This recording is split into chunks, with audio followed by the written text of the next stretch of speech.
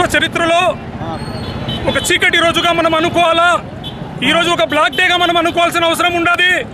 Assembly తిరస్కరించిన బిల్లును పార్లమెంట్లో ఈరోజు వాళ్ళు మూజవాణి ఓటుతో ఈరోజు రాష్ట్రాన్ని ముక్కలు చేయడం జరిగింది. విభజించు పరిపాలించని నినాదంతో ఆంగ్లేయులు ఈ భారతదేశాన్ని బానిసత్వంలో నెట్టినట్లు ఈ విదేశీ వనిత సోనియా గాంధీ ఈరోజు అన్నదమ్ములుగా ఉన్న రాష్ట్రాన్ని తెలంగాణ మాకు ముక్కలు చేయడం జరిగింది. 5.5 కోట్ల సీమాంధ్ర ప్రజల మనోభావాలను గాయపరిచింది. 5.5 కోట్ల సీమాంధ్ర ప్రజల ఆత్మ గౌరవాన్ని భంగపరిచింది.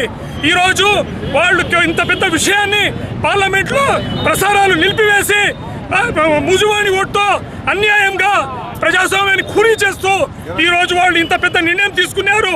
ఈ రాష్ట్రంలో మనకు స్వాతంత్రం వచ్చిందా రాలేదా? ఇది ప్రజాస్వామ్యం దేశమా కాదా? ప్రతి ఒక్కరూ దీనిని ఖండించాల్సిన అవసరం ఉండాలి.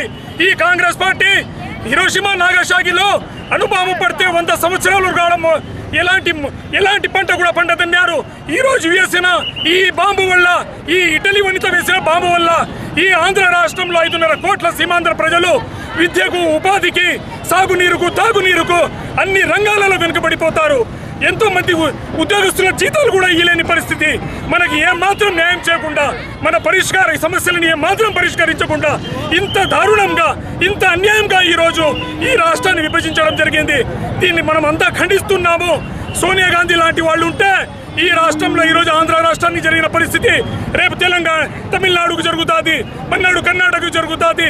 వీళ్లకు కేవలం ఓట్లు, సీట్ల కోసము, వీళ్ళ లబ్ధి కోసము, వీళ్ళ స్వార్థ రాజకీయ ప్రయోజనాల కోసము రాజ్యాంగం కల్పించిన ఆర్టికల్ 3ని వీళ్ళు ఈరోజు దుర్వినియోగపరిచినారు.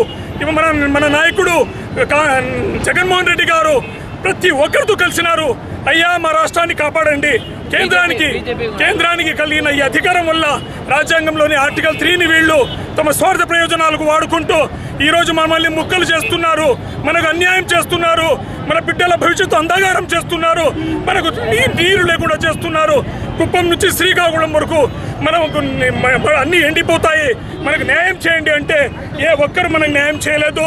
బీజేపీని అడిగినాడు మన నాయకుడు, ఒడిశాలో పోయి అడిగినారు, జయలలితని అడిగినారు, అయ్యా మన రాష్ట్రాన్ని కాపాడండి అని. కానీ ఈరోజు దారుణంగా, ఈరోజు అన్యాయంగా మొదటిసారి 11-12 గంటలకి వాళ్ళు సభ వేస్తారు, మళ్ళీ నిమిషంలో వాయిదా వేస్తారు. 4 సార్లు వాయిదా పడుతుంది సభ. ప్రసారాలను నిలిపివేసి ఈరోజు అన్యాయంగా, అప్రజాస్వామికంగా మన రాష్ట్రాన్ని ఈరోజు విభజించినారు. దీన్ని మనం ప్రతి ఒక్కరు ఖండిస్తున్నాము. ఈ దారుణ పరిపాలన ఆపాలి. కాంగ్రెస్ ని 100 ఏళ్ల వరకు ఇక్కడ భూస్థాపితం చేయాలి.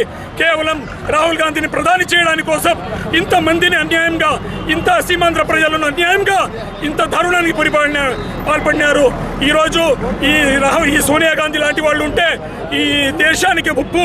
ప్రతి రాష్ట్రాన్ని ముక్కలు చేస్తుంది. కాబట్టి ఈరోజు దీన్ని ఖండిస్తున్నాము. వైఎస్ఆర్ కాంగ్రెస్ పార్టీ తరపు నుంచి ఖండిస్తున్నాము. దీన్ని మనం అన్ని విధాలుగా ఖండిస్తున్నాము. బీజేపీ ఈరోజు అన్యాయంగా బీజేపీ కూడా మద్దతు ఇచ్చింది. బీజేపీ సుష్మా స్వరాజ్ 10 నిమిషాలు మాట్లాడుతుంది. ఆ ప్రసారాలు కూడా ప్రజల్ని చూడనీయకుండా వీళ్ళు అప్రజాస్వామికంగా ఇంత పెద్ద నిర్ణయం తీసుకుంటారు.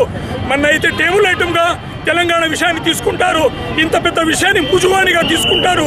ఎంత అన్యాయం, ఎంత దుర్మార్గం! దీన్ని ఖండిస్తున్నాం, ప్రతి ఒక్కరు ఖండిస్తున్నాం.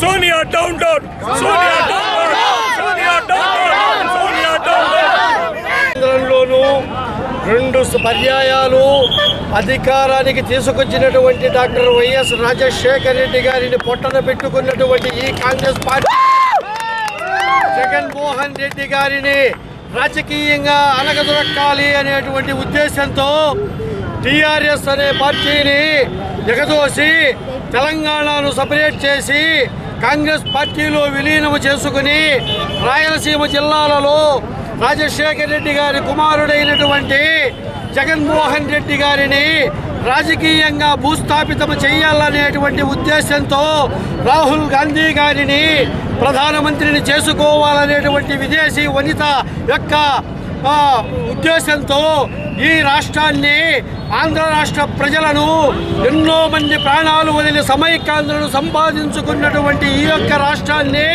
ముక్కలు చేసి వాళ్ళ యొక్క ఇటలీ దేశ వనిత యొక్క మోజు తీర్చుకునేదానికి ఆంధ్ర రాష్ట్ర ప్రజల యొక్క ఆత్మ గౌరవాన్ని సర్వనాశనం చేస్తున్నటువంటి ఈ ఇటలీ వనిత మనము వెంటనే ఇటలీకి ప్రయాణం కట్టించకపోతే ఈరోజు రాష్ట్రాన్ని రేపు దేశాన్ని కూడా ముక్కలు చెక్కలు చేసేటువంటి ప్రమాదం ఉన్నదని మనమందరము దీనిని ఖండించవలసిన అవసరం ఎంతైనా ఉన్నదని మీకందరికీ నేను